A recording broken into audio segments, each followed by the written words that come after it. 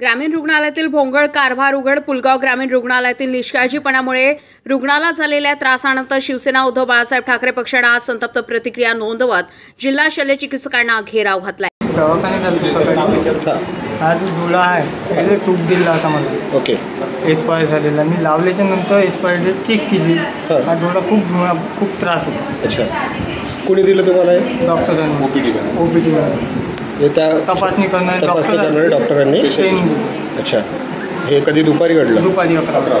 राजा वेळेस घरी गेल्याच्यानंतर त्रास चालू आहे. डॉक्टरला सांगितलं आणि हे एक्सपायर डेट आहे म्हणून ते डॉक्टर निघून गेले आहे. 2 नर्स होते ते आउट झाले, गायब झाले. कासारखेड येथील रोहित वर्गने या रुग्णाला नेत्ररोग तपासणी दरम्यान डॉक्टरांनी दिलेल्या मलमामुळे खाज आणि जळजळ होऊ लागली. हा प्रकार समोर आल्यानंतर शिवसेना जिल्हा प्रमुख आशिष पांडे, शहर प्रमुख संदीप कुचे, सुधीर काकडे, बंटी ढगे, प्रफुल्ल कुंभरे, सर्वेश धाबेकर यांच्यासह शिवसैनिकांनी रुग्णालय गाठून संबंधित अधिकाऱ्यांना जाब विचारलाय.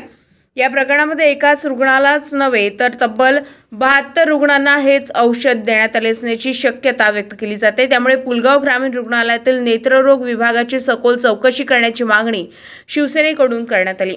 जिल्हा शल्यचिकित्सकांनी तात्काळ नेत्ररोग तज्ज्ञांची टीम बोलावून रुग्णांची तपासणी केली असून औषधांच्या गुणवत्तेबाबत चौकशी सुरू असल्याचं सांगितलंय.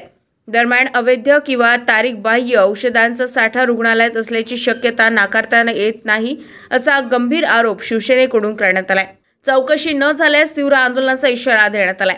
कोमल खांडेकरसह विपिन कडू, जनसंग्राम न्यूज, पुलगाव.